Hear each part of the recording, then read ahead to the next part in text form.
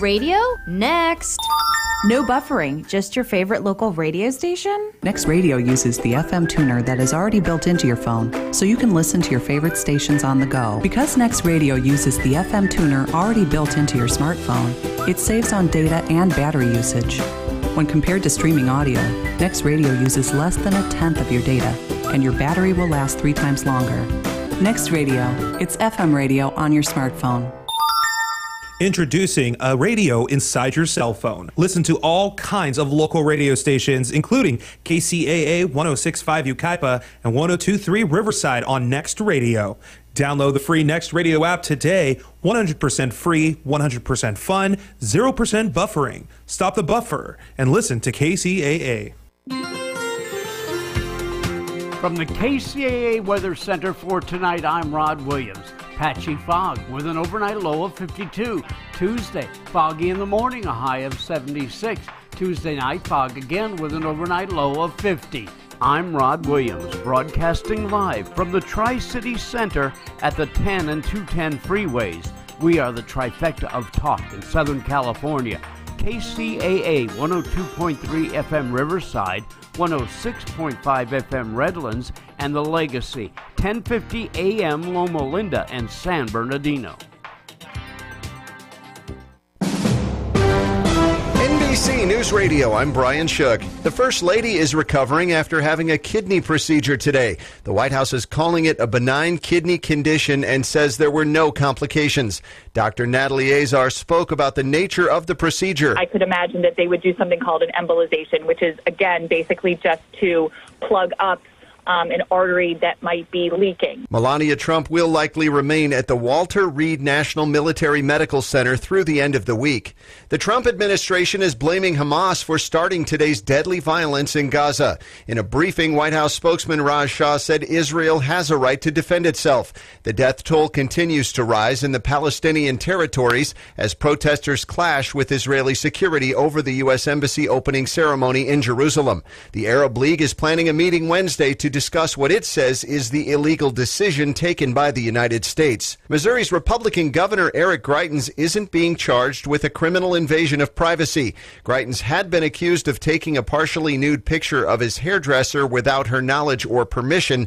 Defense lawyers admitted today that the photo in question hasn't been found. Electric automaker Tesla is in the midst of a major shakeup. CEO Elon Musk told employees via email Monday that Tesla is undergoing a thorough reorganization. The company has been hit with questions over the production schedule of its Model 3, as well as over 2 crashes last week involving its autonomous electric cars. Musk says he wants to flatten the management structure to improve communication, combine functions, and trim activities not vital to the success of our mission. Musk signaled change was coming during a May 2nd earnings call. Tom Roberts, NBC News Radio. Seattle's largest businesses are targeted in a new tax that aims to stem the city's homeless problem. Seattle City Council approved the tax on businesses that gross at least $20 million per year in the city.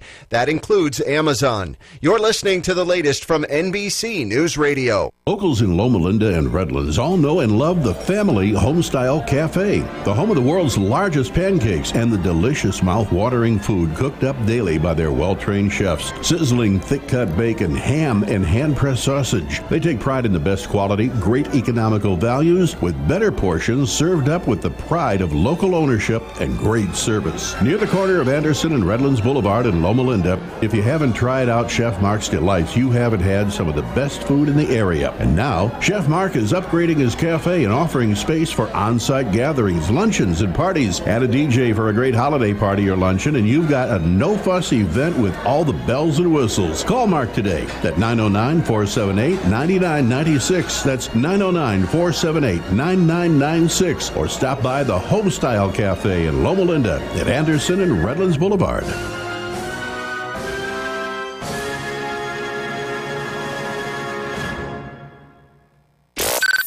Miss your favorite show? Download the podcast at kcaaradio.com.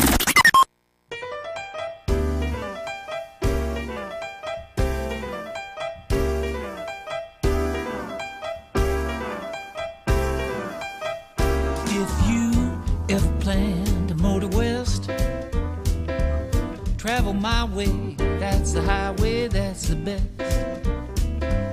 Get your kicks on Route 66. Now it winds from Chicago to LA, more than 2,000 miles all the way. Get your kicks on Route 66.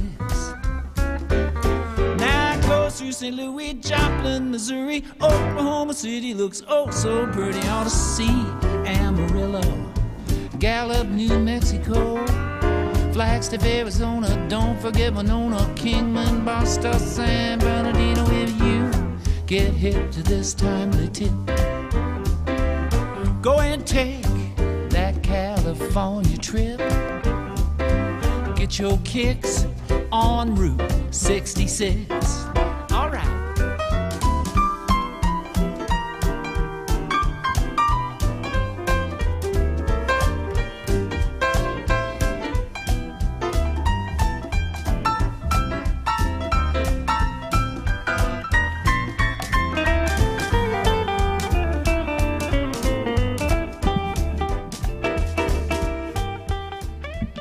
What's up, team? This is Robert Porter with the I Love San Bernardino County radio show on KCAA NBC 106.5 FM, 102.3 FM, 1050 AM with Carmel Rowe over here chilling at my side. We're ready to talk about politics, history, and culture. Oh yeah, I love San Bernardino with all my heart, and we got Danny Tillman in the house today. How you doing, Danny? I'm doing great. Glad to be here. Born in San Bernardino, man after my own heart. And what do we have over here? Mr. Medina in the house. Hey everybody, how you guys doing? ¿Cómo están? Buenas tardes. Where were you born? I was born in Guatabampo, Sonora. All right. Good. My second home is San Felipe, Mexico. Oh, there you go. Yes. I grew up there in the summers, and I really learned a lot being an illegal immigrant in Mexico.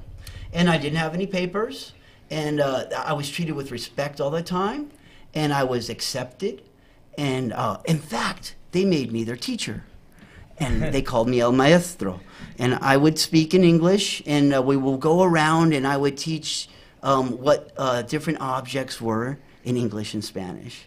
And they would teach me English and Spanish. And we just go back and forth.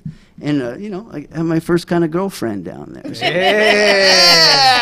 It was kind of cool. I think you are more Mexican than yeah. Well, we still have a definite connection down there, and I'll always love San Felipe. I plan to retire down there. That's really good. Sung in the house. All right, well, I do have a little history I'd like to read for everybody before we get into some of this politics and stuff, but I'd like everyone to know about Norton Air Force Base, and if you've heard of San Bernardino International Airport over there, hopefully we'll find a way to get that thing roaring again and bringing the tourists to our town. But there is a street called Leland Norton Way, and former Norton Air Force Base was named after Leland F. Norton. The San Bernardino Air Materiel Command was renamed for this San Bernardino boy in 1950, 6 years after Norton died in action over France. Leland Francis Norton was born March 12, 1921 in San Bernardino. He attended Elliott, Arrowview, San Bernardino High, and Valley College. In the fall of 1941, he joined the Canadian Air Force before the United States became actively engaged in the World War. In March 1942, he transferred to the U.S. Air Force Base and was first sent to Maine, and then to Greenland, where he participated in rescue work. He applied for combat and was trained during the summer of 1943. On May 27, 1944, he was killed in action over Amiens, France. He and his crew of 3 were flying an A-20 bomber, dive bombing to attack a target when their plane was hit. Both engines were blown off, and 2 of the crew bailed out. Norton and another crew member bailed out more months later, but drifted to the ground along with the remains of the plane, which was very light in weight due to it being shot away most of the aircraft. As they landed near the remains of the plane, the bombs attached to it exploded, killing Norton and his companion. Wow. I paraphrased a tiny bit there. And there's a school named after him. That's what I was going to say. Yeah. Really cool, though, right? Named a new elementary school after him. Yeah, it's on Mountain View. What an honor. Yeah, yes. Born in San Bernardino, and for me, my father came to America and joined the Marine Corps. So to hear it happen the opposite way shows how much that this guy cared about fighting fascism and making sure the world was a better place. He did this for the world, not for America necessarily, right? If you went and joined the Canadian Air Force, right? Wow. And then he came back here. So wow, what a great man to be able to like actually fight for the world. Yeah. And now he's named. And hopefully we can get the San Bernardino International Airport to be going. Yeah, get some planes landing in there, we need Volaris, we need Southwest. I mean, we need all the help that we have a beautiful airport. I went 2 weeks ago, and I was doing a tour, and we have everything. It's like a little Ontario, but there's even TVs in the toilet stalls. I was gonna say that. But, you know, we need Southgates, Volaris, Aeromexico, all those major aircraft, to land in the airport. We need to utilize it to the max. We have in San Bernardino 4 freeways, 210 that goes along, Redlands, and 215. You just name another city that they have that privilege. It's definitely a hub. We are, we also have 6 commercial streets. And most people don't have that 6 main commercial. Valley College and Fifth Street, Waterman, Highland, Baseline. So Mr. Tillman, you've been on the school board 18 years? 23 years. 23 years. Wow, that is a long time to be an elected official, sir. It is a long time. And what have you felt San Bernardino needed the most during that time that you were? When I first got elected to the school board, we had year-round schools and a lot of portables on campuses. So I led the charge to find funding to build new schools. So since I've been on the school board, we built 15 brand new schools, 3 high schools, number of middle schools, number of elementary schools. But cost us about $1 billion. The good thing for us, because of a lot of our students are lower social economics, the state has used to have a program called hardship funding. And one of the requirements was we had to make sure we had a certain credit rating, certain level of indebtedness, but the real big thing was to identify the land and get in line. So I encourage our district to get in line for as much funding as possible, and we probably have received more funding per capita within our school district than any other city in the state of California. And going out for that funding is super important, which I hope will happen within our city where, like, instead of hearing, I do love to hear that you guys got a grant. I mean, I love it.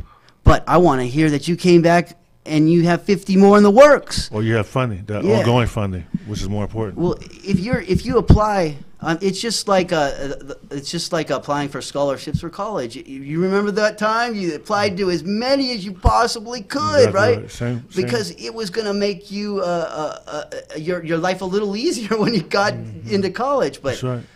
I think if our city worked like that, we would be able to. You have to seize opportunities. Same thing I did with the Chromebook initiative. So to eliminate the digital divide, every household gets a Chromebook computer, and we pay for the internet if the family can't pay for it. That's cool. So that immediately gives not only the student access to the internet, but also the parents. You know, Danny, I'm glad you came on here today because for quite some time I've had a problem with the San Bernardino City Unified School District. And I have a 26-year-old stepson, a 19-year-old stepson, 21-year-old stepson, and a 19-year-old stepson. And, you know, the youngest one had to leave the San Bernardino City Unified School District and move all the way to Alabama so that he could get a diploma. And I've been to the high schools, and I've seen the high schools, and I've dealt with the principals. And, you know, I really feel like our schools are really, really failing us. I feel like we spend more on school police than actually educating our children, and they don't actually offer proper programs. So I'd like to know, you know, what is being done about these things, because year after year I see it, and it makes me sad because the children are our future. I mean, there are some good schools with some good principals, like I have to say the one need to be Jones school where there's 150 homeless kids, and that principal goes, you know, above and beyond duty. But honestly, I feel like the multicultural festival I went to last week was incredible, I have to say.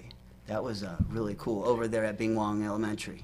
Yeah, things like that, make me happy. But as far as overall education of our children and how the schools are run and the people, that are making those six figures, I just find it really unacceptable. So, I mean, how do you feel about that? And being on the school board for all these years, I listened to all your accomplishments, but that's great and that's fine and dandy. But when you have kids that are flunking out of school because the teachers aren't really teaching them, and you could say, hey, it's the parents' fault, but I was a concerned parent and I had principal laugh in my face. So I'm just wondering, how are we taking care of these kind of So things? how do you deal with like trouble issues when the students aren't really adapting to the programs? I think I've been elected to the school board 6 times because I am accessible, and I do what it takes to try to give each student the best educational experience possible. I know Ms. Rowe talked about her experience with schools. I've had 5 kids go through the system. One been accepted at USC. I got a daughter at LMU right now. I have a daughter that graduated from Cal State Long Beach. She's a teacher right now. She's looking at opening up her own charter school. I have another daughter who's at graduated from Cal State San Bernardino. She sings and she's a substitute teacher also. So, and I've been a member. They're coming back here? Oh yeah, all of them are here. They're all here. So they're running for council? Well, not running for anything. When they come back, though, when they come back. I love the ability to try to find as many options for kids as possible. It's not an accident that the Powell Center was the first charter school that we approved. And that's because Dr. Henry had been doing so much for our community as it was. I mentored many of students at Sierra High School and San Andreas High School as second chances. At the same time, we have the Cajon High School that has the IB program. Look at the middle college, a brand new school built right on the same campus of San Luis Valley College. We have students that are graduating with an AA degree at the same time they're graduating with their high school diploma. Now, I'm not suggesting that everything's perfect, and I expect Ms. Rowe to find some negative stuff because she's running against me for mayor. That makes sense. No, but that wasn't really my intent. Let me finish though. So we have 50,000 students. Education starts at home, but anything I can do to help kids be successful, that's why I'm on the school board, and that's the reason why I have such a good chance to get elected mayor, because of the track record and the relationships I've created from interacting with community members, not just district staff and administrators, but if you look at Youth Action Project, which is a program headed up by Joseph Williams. The only purpose of it is to provide students with mentoring and after-school tutoring. And that's so important. What's the graduation rate here? About 80-something% right now, 83, 85%. So I have another question that I've heard about a lot of homeborn San Bernardinans, right? Born here. Now this doesn't affect you, but for us 3 here, do you feel like the powers that be would ever try to hold you back? Because I've heard that they try to keep people who are born from San Bernardino from running for office and winning. And I want to know if that's true, and I've heard it from a lot of elders, so I'm starting to think maybe that might be some reason why San Bernardino doesn't always take off, is because we don't have more people that are born right here from this area, sometimes it doesn't work out that way because they stay in too long. And they get their constituency, and that's what they rely on, and that's all they ever talk to and all they ever do, right? But some of those people are a part of those elite groups, right?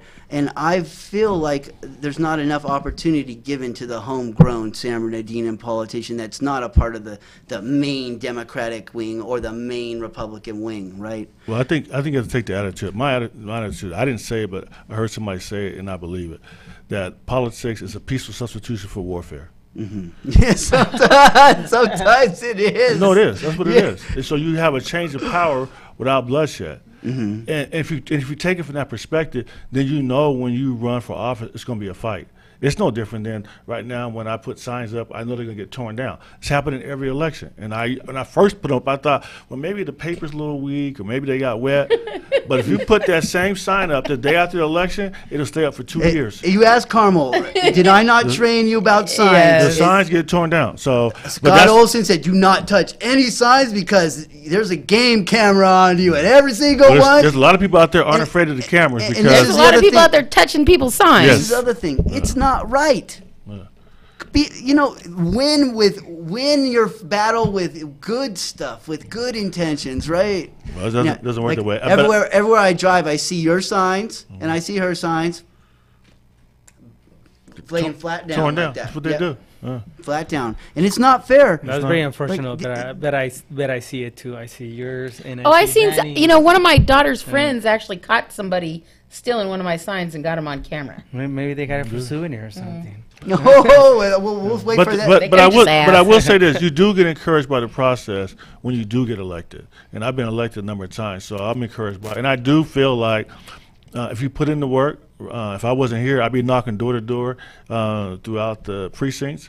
When you knock door to door and talk to people and shake somebody's hand, it makes a difference. And have those conversations to encourage. That's very important to walk. Now, now I have a question for you about the flyers. How do you feel about the negative flyer that came out about John Valdivia? I had nothing to do with it. No, just in general, do you believe in that negative type of brochure or flyer, or do you think that was right for that to come out about him? I've never done a negative flyer or anybody. So. Okay, interesting. These are questions I like to ask because I've noticed that politics gets getting pretty warfare-ish, right? It always has been, though. Yeah. Like in the past, like when you first ran for office the first time. 32 years old. Was there negative publicity then, or did they just kind of pretend like you didn't exist? Did they anything negative against you there? I think I really shocked a lot of people. No one was expecting me to win the first time out. I was running against people who were much older than me and had a lot more on their resume. But no one knew even then all the work I had done since that time I was 17, 18 years old in terms of mentoring and tutoring students. Now, I didn't do the mentoring and tutoring of students to any way enhance my ability to get elected, but it turned out when you help people like that, then you have grassroots support in other endeavors. And I had, just before I got elected too, I had served as first, second, and third vice president of the NAACP and fought to get some teachers their jobs back who were wrongfully going to be terminated. So I organized a bunch of people as an activist. We took like 300 or 400 people down to a school board meeting and protested, and those teachers were given their jobs back. After that, then I got a lot of the people in the community to encourage me to run for office. So I've never forgot my roots. I never have forgotten going to board meetings before I was elected and feeling insulted because the people who were elected were having side chats and not paying attention to what our concerns were. So when the public comes to our meetings, I'm assured that I'm attentive, listen to what they say, and try to solve the problem each time. And you'll notice the cities, I think their public comment is down to 3 minutes, and you only can comment on one item. Within the school district, you still have 5 minutes. I fought for that. And you have 5 minutes for every agendized item. Freedom of speech, that's good. Because transparency is important. Well, now, will you come down, please? We have a meeting tomorrow. Wednesday. Yes. Oh, well, no, okay. I have so many things to do, but I have a pay tomorrow. Wednesday. The mayor needs to hear that. Like tomorrow I'll be out walking door to door, so I'll be that mayor. Yeah. Okay. When I become that mayor, you won't have that problem anymore. Tomorrow's Tuesday. Wednesday is our meeting. They need to hear that you've offered more time for the parents to speak. Robert, but I think they already know though. They just don't want us to speak. They just don't want to listen. I mean, they know what the people want.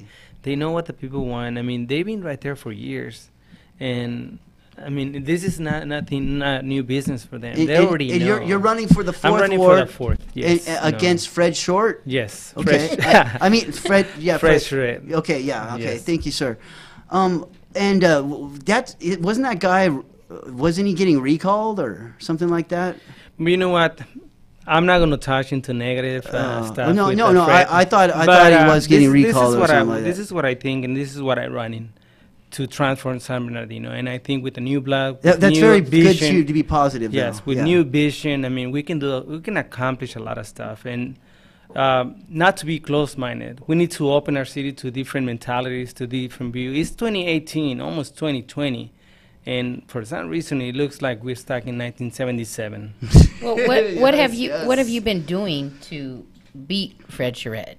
I've been walking, talking to residents. I've been walking almost every single day, every weekend, and honestly, it's been doing good. I have volunteers almost every weekend to walk. But the satisfaction is when Danny said it right now, when you go and talk to like last week when I went, we touched probably I did 150 homes. And when you talk to the people, sometimes they don't even know who the councilman is. They weren't asking if that was Eloise Reyes or so another one. They don't know the councilman. Another told me, oh yeah, Peter Aguilar, and I said no, way off. He said Valviria, no, he's running for mayor. Do you get the same thing, Mr. Tillman? Sure. Well, what I always find upsetting to me is walking doors, is that I find out how many people have been robbed and ripped off in the city, and little old ladies in corner houses, and some people are so scared to answer their door. I mean, do you guys encounter these things? Because I have encountered this a lot. Yeah, and I've been robbed. I was robbed. What is it? 2 weeks ago. I've went to doors and had little old ladies answer through the window with a gun. And I immediately turned around and just got the heck out of there. Yeah, it's bad. But you know what? We can point all that negativity in San Bernardino, but we need to move forward and bring new ideas. We need safety. We can be spending an hour right here talking about the past and talking about all the bad in San Bernardino, but we have a great future. What ideas do you have? For me, is more to be a open city council. My idea here is to bring the community with more safety, economic success, and rescue our pride as a citizen. I mean, when was the last time that you went to do a barbecue and listen to live music without a Cinco de Mayo or nothing like that? Mm-hmm. I mean, we need to bring those ideas back into the city, rescue the public areas. And I think we have more good than bad in San Bernardino. We just need to rediscover and kind of promote our city. Not divided, but unified it. Okay, so what good have you noticed out when you're walking, Mr. Tillman?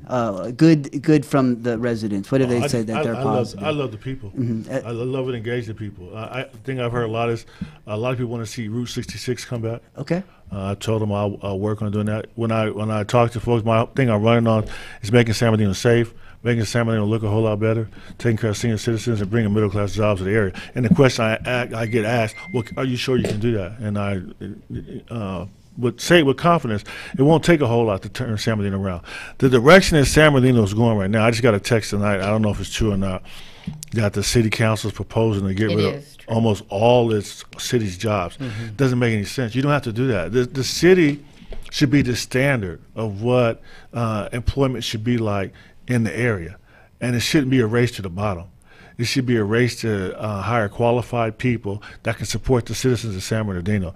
To suggest that the city is not going to have a city hall and city employees, to me, just makes no sense. And I would hope that and if I make it into the general election, the one thing I will go to the city hall and to the meeting and ask them to just wait on making any big changes until the election in November is over. Yes. It would be a tragedy for them to fast track eliminating all full-time city jobs. That would just be unconscionable.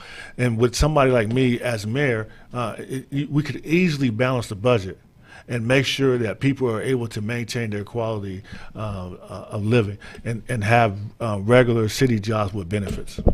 What plan do you have to fund these things? Well, the mayor said himself, there's a $30 million ending balance. And with the $30 million ending balance, then you have to just be ensured that your revenues match your expenditures. But I will say this, there are many ways we can gain revenue. And I know Carmel agrees on this, and I said it in all the forums.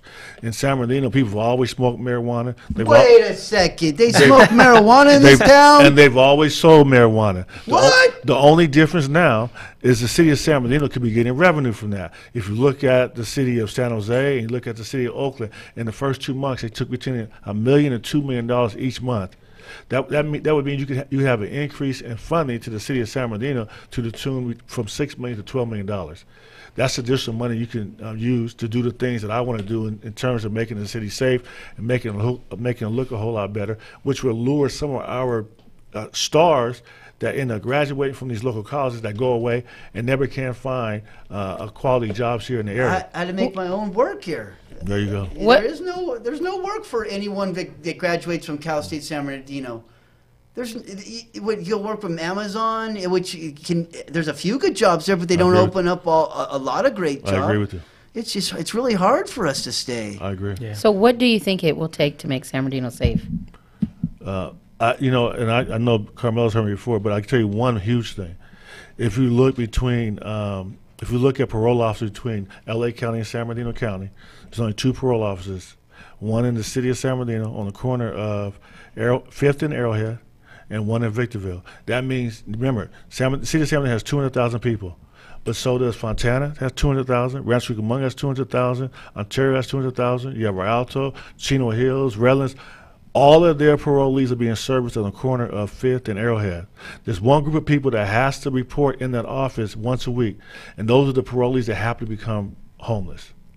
If you just had a law that said for a city with over 100,000 people, you have to have your own parole office that facilitates and manages your parolees, you would immediately reduce the number of parolees and homeless people in the city of San Bernardino, which would free up money for us to do a better job of servicing the homeless that are from San Bernardino. It makes no sense for us to try to be the facilitator with no extra resource from anyone else for people who come from other cities. It just doesn't make any sense. That would make a huge difference. Remember this, in the city of San Bernardino, this year, the homeless population went up by 30%. Because it went from 500 to 675. Remember this, at the corner of Arrowhead and 5th Street, you have 50 agents in there. Each agent has a caseload of at least 70.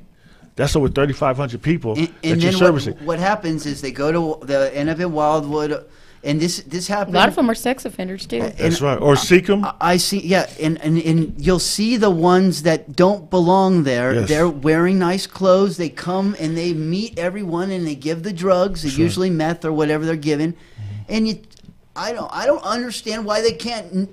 If I can see the difference between who's selling the drugs and who's not, why can't they get those people out of there? Well, if you go down to where the Stater Brothers used to be, and then it was the 99-cent store, and now it's nothing because the 99-cent store got, ripped off too much over there on 2nd or 3rd across from the mall.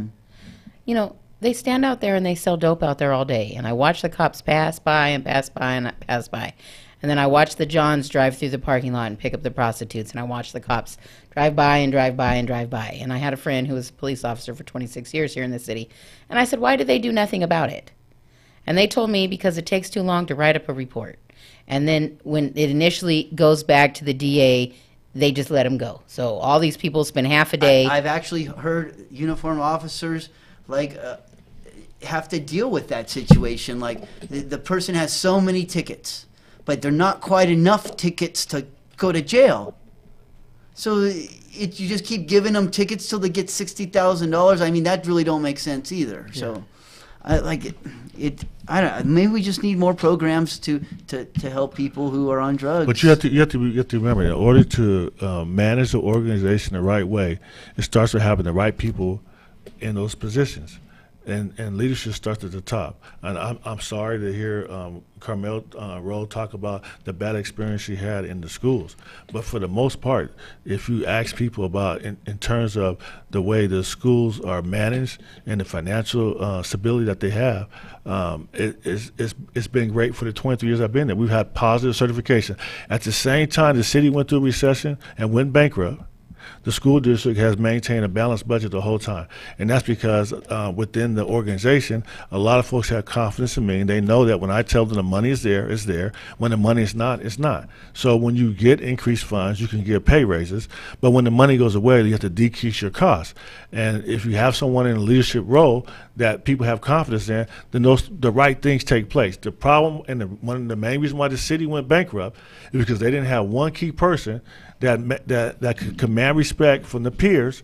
When they told them the money was gone, no one believed it. If you think about the city council that was in place, you never heard a logical discussion about we don't have enough revenue. They just fought about, I want pay raises, I don't. And they were doing this at the same time the city went bankrupt because you didn't have any people in place that understood the finances. That's why we need to get rid of everyone from those old days. I agree with you. Well, we did have a city treasurer. And I've always asked, why didn't this guy tell everybody if he was in charge of signing the checks and knowing what money comes in and what money goes out based on the city charter? Why didn't we know? I think they were. They're just right people, blind. No. They weren't blind. The reality of it's like I said, you didn't have a city council person or the mayor who understood the finances and could command respect to tell people what changes had to be made in order to balance the budget. That's what happened. Or maybe they didn't care. When they had it, I had the city manager, McNeely, call me before the city was going into the bankruptcy and said, who can I talk to in the city? This is chaotic. I look at you, I watch your board meetings at the school district, I see how you guys are managing your finances there. That's the way the city should be. Who can I talk to here? And I couldn't tell them who to talk to because the folks in the city at that time were at war with each other. And it never ended until the city went bankrupt. And they're going to... So now they're going to basically farm out all the outsource work. everything is what I told And they try to do this with Wildwood Park, and I know you're smiling, Fred, whatever. But what it comes down to is you're getting rid of the people's stuff, dude. And we don't want you to get rid of our stuff. We want our assets. We want our history. We want to look good. We should be beautiful. Yeah, we want a fully functioning police force where they feel like it's necessary to fill out all the stuff that they need to do, and they have enough time to do it so they don't feel like they're overworked. Like if you were a police officer, really, and all your calls were murder and fights and shootings, like it's hard to focus on the pimps and the panhandlers. It's just hard. I see what they deal with. Like, instead of coming to Starbucks to deal with them, they got to come to Starbucks because someone stole the tip jar and ran out, right? I'm a definite lover of San Bernardino, and I will lay the negative out just with the positive, and I will do twice as much positive as negative. But we definitely need to focus on what's going on with our safety in this town, because people do not feel safe. They don't. They're not safe. And that's what, Mr. Mayor, you go around touting how you put all this money into safety, but we're not seeing it. So you're not putting enough. You're not doing enough if we're not seeing it. If every day on the page someone's scared that because there's a shooting or something, and they're scared. We spend $208,000 a day on the police department. $208,000 a day. That should be enough. Well, remember, though, policing in and of itself is not enough to make the city safe. No, you're correct. You're absolutely correct. So you have to be more well-rounded than that in order to ensure the city is safe. And it's proper schooling, Yeah, I mean, but it's like I said earlier. Even in terms of right now, and I can't overemphasize this, we're actually recruiting people who are convicted felons, violent. People who have robbed people, who have stolen. You're actually recruiting them to come to your downtown area. That's not a good thing. That should be the first thing that should change. My thought of it is, if we've been doing this for so many years, why not move the entire parole office to a totally different city? Where would you put it? Well, I would like for some other city to take it, period. But if not, if we're going to maintain it, move it out of the downtown area, or divide it up and put it in the cities who have parolees, have them manage their own parolees. You just would break it up. It wouldn't be centralized. They used to have a parole office in Ontario that serviced the Ontario, Rancho, Chino Hills area. They got rid of it and consolidated everything to downtown San Bernardino. Now, I say that for one reason. I'm the one who, and the way I came to even ask the question is this. I heard the mayor talking about making a welcome center or the welcoming area off of 5th Street, off the freeway. And my thought was, okay, so I guess they got a plan to get rid of all the prostitution on 5th and 8th Street. G and H. Because I don't think you don't want to be your welcome. And then when I got pat by the parole office, I actually Googled parole offices thinking that every city had a parole office. And I wanted to see how other cities were managing their parole offices. And that's when I found out other cities don't have parole offices. We're servicing all their parolees here in San Bernardino. I say that to say this. You need someone that identifies problems and then starts finding solutions to those problems. My day job is I do technology work. So I'm in charge of all technology for the Human Services Department. So my job is doing automation and finding solutions to problems. You could do the same thing for the city as a whole. There are solutions to the problems. All right, Mr. Medina. So what are you going to do to make San Bernardino safer? I think right now, and this is talking as a resident of San Bernardino, there's a disconnection between the city hall and the people. The engagement level is very low.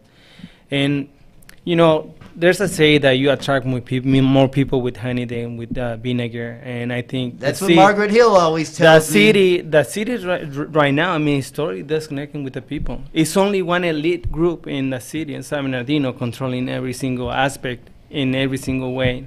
I think we need to spread. We need to spread and take it to the people. I've actually divided it into two, but yeah. Yes, yeah, me too. Mm-hmm. But you know what? Let's stop dividing. Let's unify the San Bernardino. And I think we have, like I said before, we have a lot of good things in San Bernardino. Well, we just don't utilize it. As long as more, I love to see more people running. When we have a full slate of candidates, right? It's beautiful. And the ideas. In a little bit of joshing each other in hardcore conversation can help San Bernardino get more involved in politics again, because we're getting complacent. We don't have enough voters. So if you are not registered to vote, go to the DMV website right now. Get on there and register to vote. And you have until May 21st to register to participate in the June 5th election. Actually, I heard that you could actually go in to the register of voters after that and register personally, but you had until the 21st to do it online. Okay. Yes. Okay. So you can go on register to voters. It's very easy. State of California. It takes very minimum and very quick. You can even have it sent to your house, right? And they're saying that it's going to take 2 stamps to return your mail ballots this time because the ballot is so thick. Heavy, yeah. Well, wow, there's so many candidates, right? That's beautiful. That's good. I mean, that's what we want. We want more ideas, more people. Bring regular people like Danny, Carmel, myself. I mean, we're not politicians. There's a lot of excitement right now amongst people out there who want to vote for me, and because they know I'll make the change they want to see. Biani Lockhart, one of my best bros in the world, he loves you. He's a great man. He's a great man, and I have to say that he would. I invited him on today, but he decided not to because he likes to stay a little bit out of politics. But this guy. I want him to run for senator someday. So yeah, he is a good guy. Yeah, man, he makes a lot of sense. He really loves San Bernardino. He really brings the positivity out of San Bernardino. And I can't believe all the events he goes to. Wow. I mean, to me, he inspires me. So that's why he's an admin on I Love San Bernardino and former host with me. So a really good guy. And, great. And if you ever you need help, he really he's down for the cause. That's for sure. Now, who's one of your best supporters? Everybody from the union spectrum, and they kind of getting the support from them, and also regular people like me, my coworkers, like the county workers, and my family. And I think we have a great team right now that, at the beginning you're always nervous how it's going to end up. It's only me walking, and at the beginning I was walking by myself. I'm not going to lie. And then my coworker, and then Candy, and then Socorro, and then we started getting like a group together. A movement, and you know what? When people they see you, like say, "Hey, man, like I want to join you guys." So little by little, you start getting because they see me. My neighbors, they see my truck. They know that I'm a maintenance. I mean, I'm not not even close to be a politician. So they see what I do. They see what I do with Rotarians and the good stuff that we do in the commission when they were our commissions. So it's very good. All right, the general manager has walked on in and he has a question for Mr. Tillman. Would he support San Bernardino as a sanctuary city? This question came up at one of the other forums. I think that people have even created this whole scenario just so they can back up into their corners and fight. To me, a reason to fight, a reason to divide and conquer, and the reason to hate. Mm-hmm. And to me, it's counterproductive. and not constructive. It goes back to me. I tell you all the time. I couldn't imagine having a person who was brought to the United States at 2 years old, now has a family, and is at 28, 29 years old, and you would just knock on their door now and say, we want to deport you back to whatever the country. It's blatantly absurd to me. Yeah. So I would never support those type of actions. They invited me back. They wanted me in Mexico. They were to keep it. Come on, Robert, stay down there. You know. I'll never get past the human part of it. And when things come up in terms of day-to-day stuff, we'll deal with it. It's no different. We had the same question when from the school district. Some people wanted us to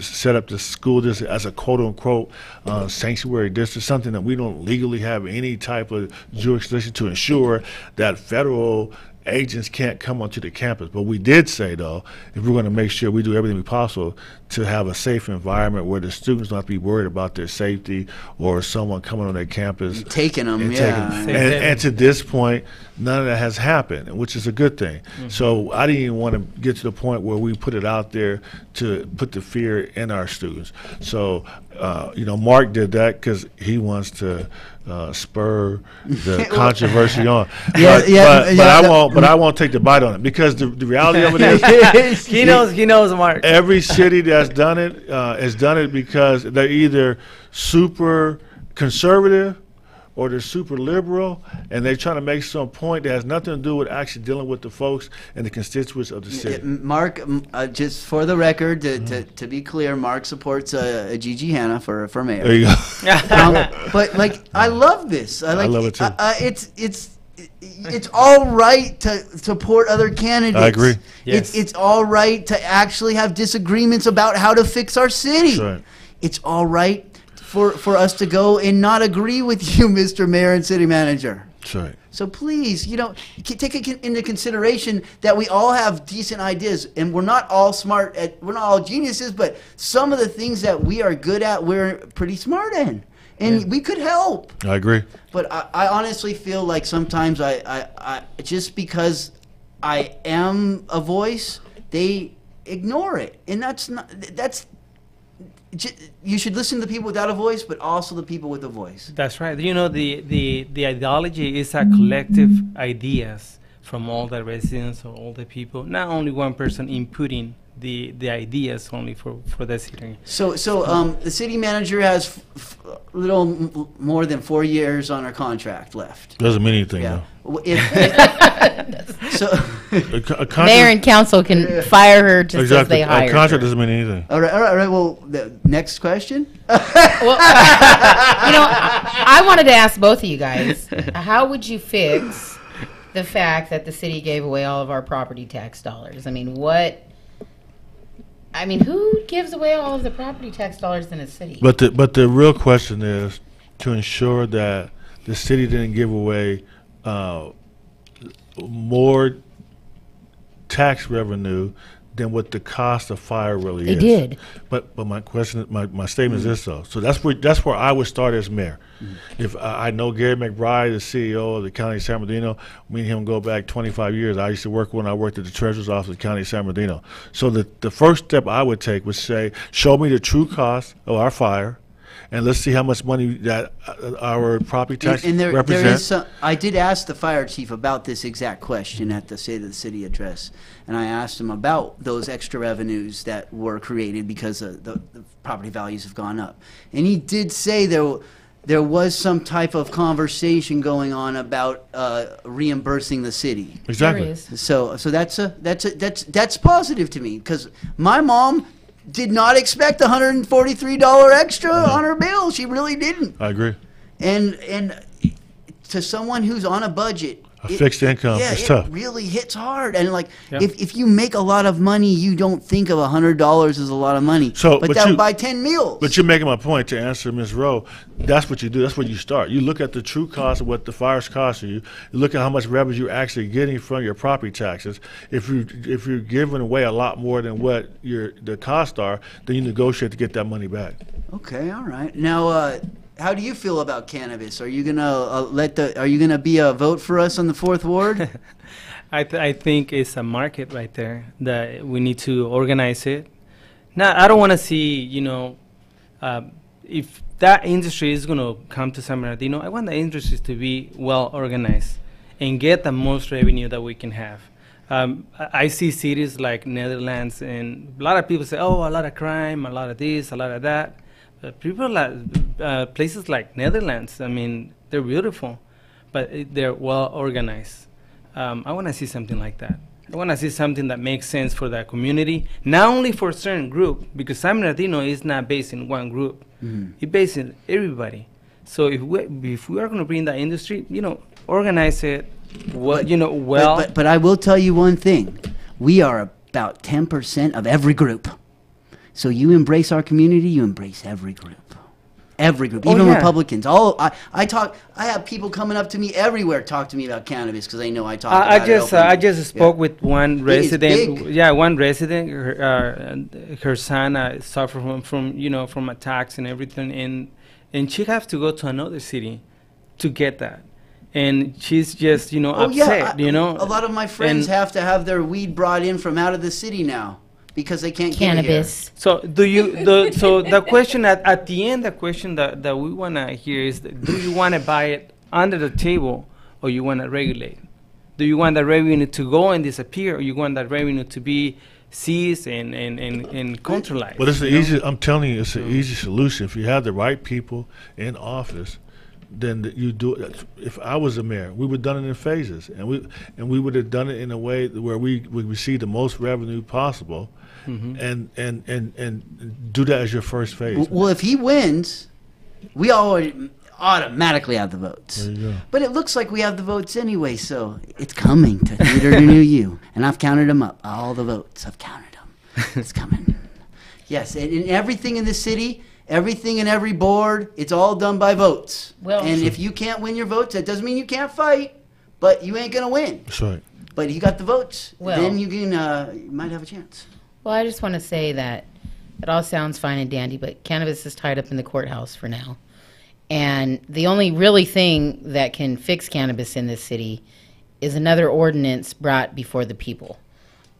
What the mayor and council and what everybody votes on is actually illegal. Yeah, but let's just hope, like, when the new ordinance comes in and we vote on it and it passes, which it will. And that's the key, because it's going to be the mayor and common council that agree on the ordinance that gets presented to how the city manager is going to implement it. Right, too. and so they could, if they want to be hostile, and I think they have been hostile in the past, because I think philosophically and morally they just don't agree with it.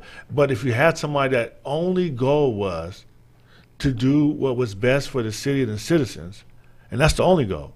Not no moral goal or no philosophical goal. Yes, like the committee that was put in charge. You just want to. You're just looking at it from the perspective of what's the best way to deal with it, and maximize the amount of revenue you can have and benefit the citizens of the city of San Bernardino. It will go a lot smoother. And that's what I just hope. We don't have that right now. So whoever wins, please consider that. That if we do fix this cannabis issue and we do bring the cannabis community back into the fold here, what will happen is we'll just become part of the community, and all these issues will just melt away. We are part of the community. Yeah, it will just melt away. Yeah. It will not be an issue. We'll just start paying permit fees, and everyone will be happy. Go ahead. I was just going to say that whoever wins and whoever takes office for any position, that I would hope when they go to tax cannabis, instead of putting the money in the general fund, they should make it a special tax and make it pass by 66% of the people, and not so that we could hinder the tax, but so that it does not get funneled in the general fund. Because let's just say I'm the mayor, or Danny's the mayor and he's the councilman. It's 4 years or 8 years. And then when we're gone, what if there's bad leadership again? But if you actually have it specified, for after school programs, for lights, or for whatever it is, for community gardens, for solar projects, then until we the people voted again, it will stay like that, because we all see what happens when things get funneled into the general fund. All right, we're getting close to the last 5 minutes, so I have a super hard question. You're going to be scared of this one, Danny. Never. Oh my gosh. I'm not afraid of questions. All right, this one's hardcore. Are you ready? I'm ready. All right, okay. So, what do you think about Arrowhead Peak? I think Arrowhead Peak is one of our greatest natural treasures. Okay, you have seen my work, and you do know that that it has been shaped already by the Boy Scouts of America. So that makes it already not natural, but one of the largest pieces of art in the world. In fact, we have also planted tens of thousands of plants around it to make the enhanced shape of the arrowhead better. It looks good. So if we could build it, maybe Native Americans did too, but that's another story. But right now, technically, just because of what the Boy Scouts did, it is the largest piece of art in the world, and we should definitely make sure everybody knows that. I agree. All right, and it is a wonderful thing, right? So, what about San Manuel? What should our relationship be with them? I think the city really has a great relationship with San Manuel. Mm-hmm. So just continue the relationship we have. Yeah. Okay, just keep a good, strong partnership and build together, because they are definitely some of the most influential people in this whole area, and the future for us is bright with San Manuel on our team. It is really bright. Yeah. How do you feel about San Bernardino's Arrowhead? Beautiful. It looks really nice. I have 25 trees that I want to donate from our club, and if you want it, I mean, you can have, so that we can plant them over there. Well, but I want to see the lights. I mean, when you guys put the lights, I mean, it was so beautiful. But they'll probably when they refurbish it, they'll probably do native plants and things like that. They'll probably pick special ones and stuff. Yeah. I guess it have to be within the nature of the the ecosystem that is around the area. It was still pretty cool when they did put the light on it. It was nice. I mean, San Bernardino, like I know that I said it too many times, but it's beautiful. We just sometimes we focus in the negativity more than. Yes. San Bernardino is extra beautiful from the 8th floor of the courthouse. When I'm on the 8th floor of the courthouse and I look at San Bernardino, I think I am in heaven. And then you go down to the bottom floor, and then you're like, need to go back up. And remember, people passing through San Bernardino feel the same way.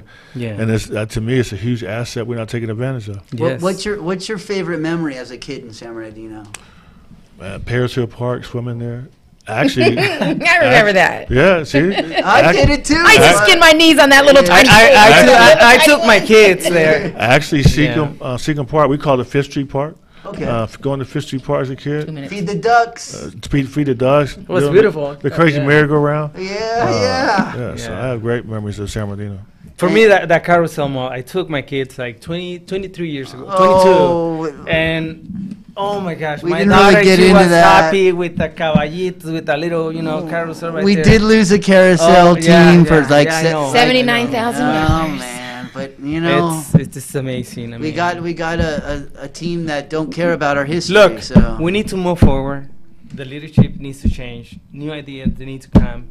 And that's it. I think the time is up for those old politicians. We need to get a new plan into place, and that's it. Move forward. And would you like to finish up there, Mr. Tillman? No, I just want to remind people that they got the absentee ballots and the elections June the 5th. And I wish I just encourage them to find out about me. Yeah, how would they get to your page, sir? DannyTillman.com. That's my website. Okay, and if you're looking, he's been sending these nice brochures out to everyone, and he sent one to me and my mom, and I thank you very much for that. Thank you very much. But I am still waiting for you to show up at my door. Now, and I'm waiting for you to show up at my door, too. And I expect everyone to show up at my door, because I may have been to your door. You weren't home. All right. That might have happened, too. That's possible. You live on the 4th? Yeah. No, you don't live on the 4th. My mom just likes to talk to everybody. She still talks about the day that James Ramos came to the door. James Ramos came to my door. Text me your address. I'll go to your door. All right, yeah. Well, but there's a sign up in there already. But I do support. But when the signs don't stop me. I'm still not going to do it. I do support as many candidates as I possibly can. And we have a candidate that's putting signs in people's yard without asking them. Oh yeah, they did that to my neighbors and the little neighbor kid. My neighbor said the same thing, that a Valdivia sign got plopped right in his sign. My neighbor told me, "Oh, Carmel, if you came around the corner and seen that in my yard, I was going to be in trouble." He said as soon as he seen that, he grabbed it. Yeah. So stay away from the signs, team. I want to thank you, Robert, and I want to thank Carmel for the invitation. It was really good. I want to say hello to all my kids that are listening right now. Stephanie, Alex, Abigail, Michael, and Christian. And Eddie Tejeda, he's one of my big supporters at City Council from my Redlands. Thank you both for coming on. We want to Thanks say hello for to your mom and your wife. My mom, my wife, my team out there that support me. I have a great team, Shay and Renita, and my sisters, Denise and Valerie. I mean, they're just working day and night to support me, so I'm just blessed to have so many people in the community support me. If you look at my average donation, it's probably $25, so it's a grassroots campaign. So check out these two candidates right here, and Well, you know there's another Medina. one around here. This Danny is Tillman. I Love San Bernardino County Radio Show with Carmel Rowe and Robert Porter. We are... Ow.